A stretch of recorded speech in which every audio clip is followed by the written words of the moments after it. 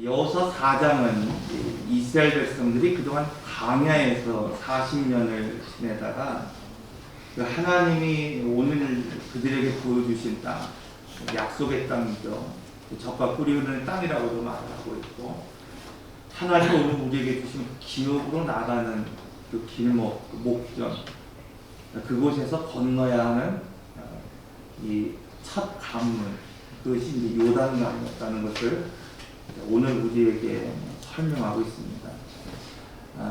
이 요단강을 건너는 데 있어서 즉 오늘 우리가 새로운 비전을 가지고 또 새로운 꿈을 가지고 새로운 어떤 인생의 출발을 하는 데 있어서 중요한 두 가지의 리소스를 이제 설명하고 있습니다. 첫째는 물속에 던져진 옛사람의 간증이 있을 때 오늘 우리는 새로운 인생을 출발할 수 있다는 것입니다.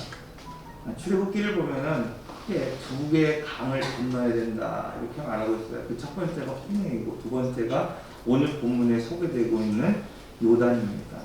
그래서 이 요단이 됐던 홍해를 건너고 이 중요한 것은 그 강을 건넌다는 의미는 고린도서에서 말하고 있는 것처럼 세례의 의미를 가지고 있을 뿐만 아니라 자기의 부인을 지금 말하고 있는 것입니다. 특히 요단강가에 지금 한 복판에 이 기념비를 세우는, 그래서 수장석을 세우는 여호수아 3장부터 시작되는 그 말씀과 또 오늘 본문의 말씀처럼 그 요단강 그 한 복판, 그 물이 갈라진 그 한 복판에 언약궤가 서 있었고 제사장들이 서 있는 그곳에 있는 돌을 가져다가 그 언덕 길가에 세웠던 그 기념비가 있었다는 것을 오늘 우리에게 말씀하고 있습니다.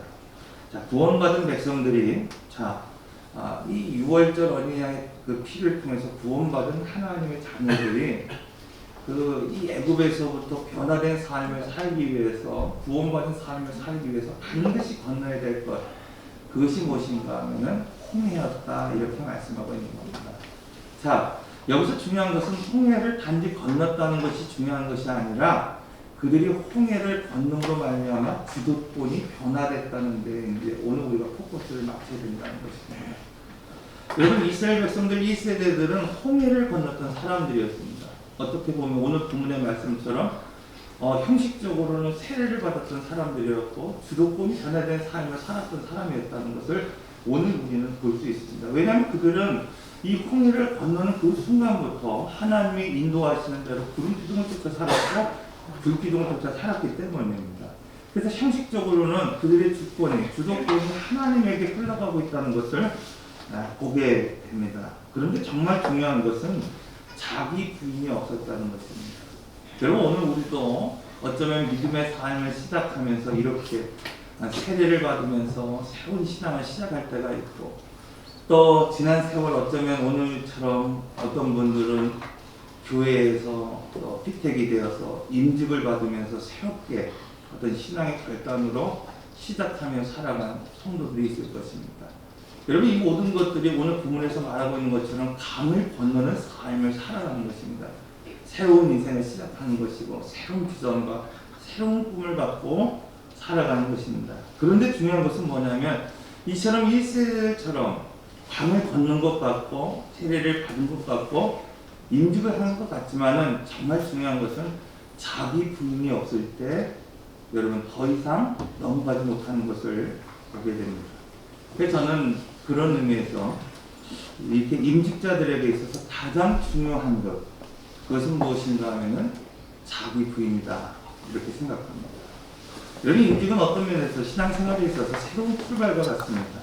여기 계신 분은 나름대로 어디엔가 임직을 했었고 또 앞으로도 임직을 하실 그런 분들이 계실 것입니다. 이렇게 새로운 출발을 통해서 풍성한 삶을 살기 위해서 중요한 것, 그것은 무엇인가 하면 예수님 때문에, 내가 예수를 믿기 때문에, 내가 신앙생활 하기 때문에 옛사람을 벗어버린, 또 버려버린 그런 간증이 오늘 우리에게 있어야 된다는 것입니다. 이 에베소서, 여러분, 이 에베소서는 이 교회론, 즉 하나님의 교회가 어떤 것인가를 소개하는 책입니다. 죄와 허물로 죽은 오늘 우리를 하나님께서 하나님의 자녀로 삼으셨을 뿐만 아니라 이 땅의 모든 만물을 회복시킬 수 있는 하나님의 대행자로 삼으셨다고 말씀하고 있어요. 그때 오늘 우리에게 주시는 말씀이 세 가지가 있습니다. 알라, 여기라, 그리라. 첫째로 오늘 우리에게 죽은지 알라는 겁니다. 오늘 우리가 허물과 죄악 가운데에서 예수 그리스도와 함께 십자가에 못 박혀 죽었다는 사실을 알아야 된다는 것입니다. 그때 오늘 우리는 새 인생을 출발할 수 있다는 것입니다. 근데 오늘 우리는 그것을 너무나도 알지 못한다는 거예요. 내가 그리스도와 함께 십자가에 못 박지 못했기 때문에 여전히 신앙생활하면서 육정이 드러날 때가 너무나도 많이 있다는 것입니다. 두 번째로 내가 산 줄로 여기라는 겁니다.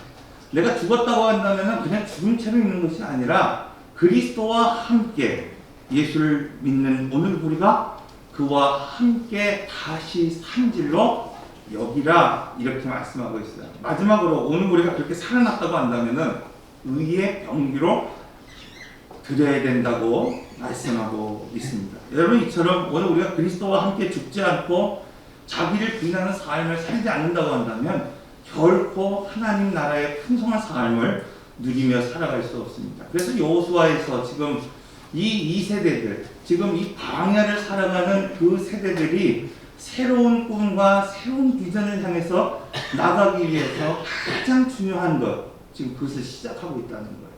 그건 무엇입니까? 요단강을 건너는 데 있어서 그냥 건너게 하시는 게 아니라 12개의 수장석을 거기에다가 심어놓으라고 말씀하고 있는 거예요. 즉 나의 과거의 흔적들, 죄된 모습들, 이 광야에서 삶을 살았던 여러 가지의 습관들을 이제 거기에다가 내려놓고 요단강을 건넌 이후에 요단강이 덮이면 그 모든 죄의 흔적들을 하나님께서 다시는 돌아보지 않겠다는 것입니다. 그러나 중요한 것은 뭐예요? 내가 그 흔적을 내려놓고 내가 그 흔적을 요단강가에 수장석으로 세울 수 있는가, 이것이 중요하다는 것입니다. 이와 같이 나를 못 밟지 않고서는, 나를 부인하지 않고서는 결코 여러분 오늘 우리가 성숙한 그런 새로운 삶을 살아갈 수 없습니다. 로마서 6장 4절 그러므로 우리가 그의 죽으심과 합하여 세례를 받음으로 그와 함께 장사되었나니 이는 아버지의 영광으로 말미암아 그리스도를 죽은 자 가운데서 살리신 것 같이 우리로 또한 새 생명 가운데 행하게 하려 함이라. 여러분 오늘 우리가 그리스도와 함께 십자가에 못 박았습니까? 그렇다고 한다면은 그리스도가 죽은 자 가운데 살았던 것처럼 하나님께서 그리스도와 함께 오늘 우리를 살리시겠다고 말씀하고 있습니다. 여기 교회가 창립된 지 6주년이 되는 날입니다. 이제 교회는 새로운 꿈을 꾸어야 합니다. 여러분 새로운 도전을 시작할 수 있어야 됩니다. 교회를 처음 세운 이후부터 지금까지 9분의 권사를 세웠습니다.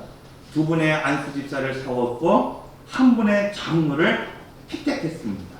여러분 돌이켜보면 6년 전 홍해실 장로교회는 그냥 자기를 부인했던 3사람, 그 가정과 저희 가정이 모여서 기도하며 지금의 교회를 여러분 세웠습니다. 정말 아무것도 없었던 황무지 같은 곳에서 자기를 부인하며 교회를 세웠습니다. 그리고 주님의 은혜로 지금처럼 여러분 성장했고 지금처럼 자라게 되었습니다. 아직도 어렵긴 하지만 적어도 이곳에서 임직한 여러분 중직자들, 그 가정들만큼은 오늘 말씀처럼 자기를 부인하는 삶을 통해서 이제는 여러분 그냥 애굽에서 건진받아서 그냥 구름기둥과 불기둥을 쫓아 사는 광야의 40년의 생활이 아니라 거기에서 오늘 우리가 만족하며 살아가는 것이 아니라 하나님이 오늘 우리에게 주기로 약속하신 그 땅을 오늘 우리가 가슴에 품고 나아갈 수 있는 그런 새 시대를 준비할 수 있는 삶을 오늘 우리가 살아갈 수 있어야 됩니다. 저는 개인적으로는 내년에 한 3분 정도의 장로를 세울 수 있는 그 교회로 성장되기를 기도하고 있습니다. 여기 이 말은 적어도 세례 교인이 60인 이상이 돼야 된다는 걸 말하고 있는 거예요. 여러분 왜 그렇습니까? 그 정도의 몸이 뭉치지 않고서는 마땅히 이 땅에 하나님 나라를 대행하는 그 일들을 오늘 우리가 감당할 수 없기 때문입니다. 이번에 잠시 쉬면서 동기 목사님들을 만났습니다. 그분 중에 한 분이 저에게 이런 말을 했어요. 목사님 저는 지금 1000명의 교인보다 오늘 우리 교회에 있는 그 10명의 믿음의 가정들과 바꾸지 않겠다는 거예요. 얼마나 멋집니까, 여러분?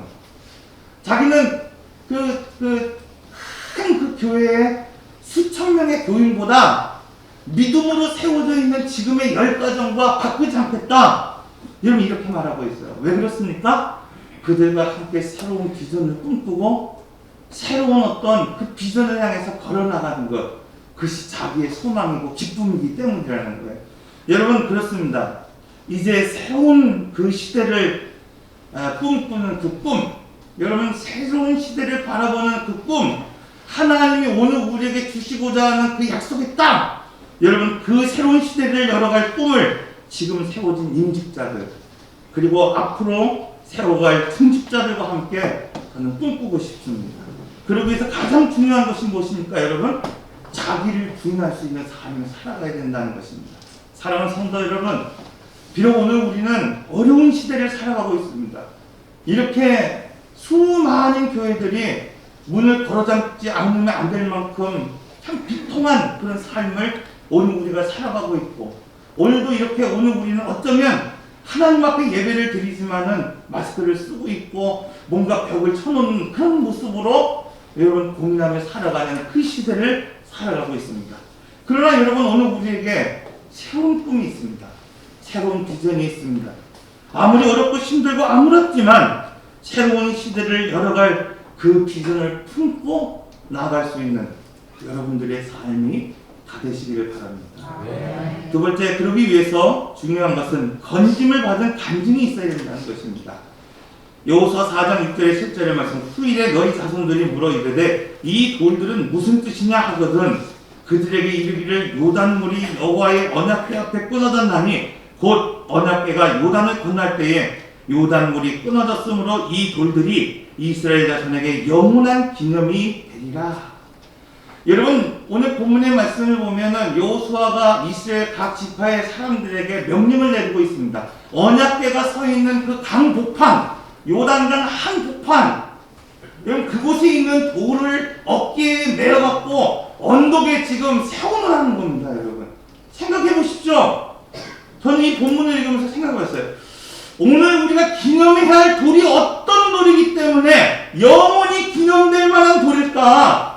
훗날에 오늘 우리 자손들이 저 돌이 어떤 돌입니까? 물어봤을 때 야, 그 앞에 세워놓은 돌이 얼마나 위대한 돌일까? 생각해봤어요. 근데 오늘 본문의 말씀을 다시 읽으면서 생각해봤습니다. 그 돌을 어깨에 매요. 그 돌이 어깨에 맬 수 있는 돌이 얼마나 클까요? 여러분이 어깨에 돌을 메고 간다고 했을 때 그 어깨에 맨 돌의 무게가 얼마나 될까요, 여러분? 우리가 생각하는 것처럼 그 기념비가 웅장한 그런 머릿돌이 아니라는 거예요. 어떻게 보면 오늘 우리가 그냥 한 사람, 그냥 지고 갈 만큼 몇 킬로 되지 않는 그 자그마한 돌을 지금 기념비로 세우라고 말씀하고 있는 겁니다. 여러분, 그 기념비가 오늘 영원한 간증이 될 수 있는 이유가 무엇입니까? 여러분, 그 크기 때문에 영원한 기념비가 되는 것이 아니라는 거예요. 오늘 우리의 삶 가운데 하나님이 어떻게 도우셨는지, 어떻게 오늘 우리를 지키셨는지, 그것이 비록 오늘 우리가 어깨에 짊어질 만큼 작은 돌이어도 하나님의 역사하심이 그곳에 묻어날 때 영원히 기념될 만한 돌이라는 것을 오늘 우리에게 말씀하고 있습니다. 여러분, 오늘 우리에게 두 가지 간증이 있어야 된다고 말씀드렸어요. 첫째는 죄를 끊어내는 간증이 있어야 됩니다. 이런 수장석을 세우는 간증이 있어야 된다는 거예요. 자기를 부인하는 간증이 있어야 되고 물에 던져버린 옛사람이 있어야 된다는 것을 오늘 우리에게 말씀하고 있습니다. 그러나 이것이 끝이 아니라는 거예요. 여러분, 오늘 우리에게는 부활의 간증이 있어야 됩니다. 다시 살아난 간증이 있어야 되고 그 물속에서 걸어나온 간증이 있어야 되고 여러분, 새롭게 출발할 그런 결단이 오늘 우리에게 있어야 됩니다. 요즘처럼 어렵고 힘들 때 여러분, 죄를 끊어내는 간증만을 갖고 오늘 우리가 살아갈 수 없습니다. 요즘같이 어렵고 힘들 때 오늘 우리는 부활의 간증이 있어야 됩니다. 승리한 경험이 있어야 됩니다. 그것이 웅장하고 화려한 어떤 그냥 머릿돌 같은 그런 기념비가 아니라 지금 작은 내 어깨에 멜 수 있을 만큼의 그 기념비라 하더라도 여러분 물속에서 건져내는 그런 기념비가 오늘 우리에게 힘이 되고 능력이 됩니다. 오늘 우리의 삶 가운데 어렵고 힘들 때 하나님 나를 도우셨던 그 간증, 여러분 그 기억, 그 경험, 그것이 이 길갈에 세운 기념비가 되어서 훗날에 여러분 오늘 우리 자손들에게 나는 적어도 이렇게 기도했고 나는 적어도 이렇게 살았고 이 고난의 삶 가운데서 오늘 우리는 이렇게 이겨냈다는 사실을 오늘 우리가 입증할 수 있어야 됩니다. 그래서 신앙에서 중요한 것이 여러분 무엇이라고 말씀을 드렸습니까? 여러분 앞서 말씀드린 것처럼 오늘 우리의 신앙을 입증할 수 있는 삶을 살아가야 된다는 것입니다. 코로나 사태로 인해 여러 교회가 문을 덜어잠그고 있고 심지어 주일림 회마저 여러분 쉬고 있습니다. 사실 저는 목회자로서도 여러분 그런 많은 고민을 했어요. 문자로 계속해서 종교 행사를 좀 하지 말아달라고 하는 그런 여러 가지 문자가 왔을 때 여러분 많은 고민을 했습니다. 연일 종교 행사, 법회 될 수 있는 대로 참여하지 말 것을 강조하고 있고 지금 이 시간에도 여러분 그렇게 또 참여하지 않는 그런 교회도 많이 있는 걸로 알고 있습니다. 저희 교회도 2주간 새벽 기도회, 또 수요 기도회, 금요 기도회를 쉬기로 했습니다. 그런데 여러분 중요한 것이 있어요. 여러분 그것이 성도는 달라야 된다는 것입니다. 이렇게 우리가 국정에 힘을 보태고 어떤 교회들은 교회 문을 걸어 잠그면서까지도 여러분 국정에 힘을 보태지만은 정말 중요한 것은 성도는 그럼에도 불구하고 달라야 된다는 것입니다. 성도는 자기의 자리에서 기도의 자리를 지킬 수 있어야 됩니다. 성도는 지금 자기의 자리에서 예배를 지킬 수 있어야 된다는 거예요. 여러분 교회에서 자기 자리를 지키라는 것이 아닙니다. 여러분 비록 오늘 우리가 내일이라도 이 교회 문을 좀 걸어 잠근다 하더라도 오늘 우리는 우리의 삶의 자리에서 기도의 자리를 지킬 수 있어야 된다는 것입니다. 오늘 우리는 그 삶의 자리에서 기도의 자리를, 예배의 자리를 지킬 수 있어야 된다는 것입니다. 언젠가 말씀드린 것처럼 믿음의 사이즈, 여러분 그것은 번제를 통해서 알 수 있듯이 제물이 처리된 그 장소가 바로 믿음의 자리라는 것을 말씀하고 있습니다. 여러분 이 땅에 정말 오늘 우리가 마스크를 쓰고 이 자리에 왔기 때문에 우리의 믿음이 특등의 믿음이다, 이것이 아닙니다. 비록 이곳에서 인터넷에서 예배드리는 그 성도들, 여러분 어쩌면 여러 가지 이유로 가정에서 예배를 드리는 그 성도들이요, 여러분 중요한 것은 오늘 우리의 삶의 예배가 쉬지 않고 오늘 우리가 하나님을 향한 예배가 멈추지 않고 그 삶을 사는 것이 중요하다는 것입니다. 여러분 오늘 처음으로 인터넷 생방송 예배를 드립니다. 또 여기 함께 예배를 드리는 성도가 있고 또 집에서 예배를 드리는 성도들이 있습니다. 그러나 정말 중요한 것, 여러분 그것은 나만의 기도의 시간, 나의 예배의 시간을 놓치지 않아야 된다. 언젠가 여러분 이 모든 사태들이 끝나고 누군가 오늘 우리에게 물어봤을 때 그때 오늘 우리는 어떻게 예배를 드렸는지, 오늘 우리는 그 시절에 어떻게 기도했는지 오늘 우리는 우리 자녀들한테 입증할 수 있어요. 단지 오늘 우리가 이 자리에 나와서 예배 드렸기 때문이 아니라 여러분 내 그 시기에 내가 고난이라고 하는 그때에 나는 어떻게 하나님을 만났어? 나는 어떻게 그 강을 건넌지 오늘 우리는 고백할 수 있어야 됩니다. 그리고 오늘 그때 하나님이 우리를 어떻게 도우셨고 그때 하나님이 어떻게 오늘 우리를 건져내셨는지 오늘 우리 그 다음 세대들에게 간증할 수 있어야 됩니다. 오늘 이런 신앙의 기념비를 세우는 오늘 우리 모든 교우들이 되시기를 바랍니다. 기도하겠습니다. 사랑과 은혜 하나님